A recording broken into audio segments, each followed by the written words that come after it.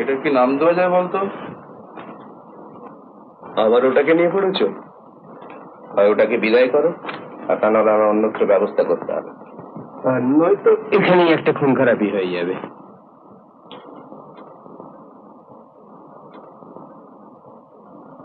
বিচিত্র জীব এই সাপ।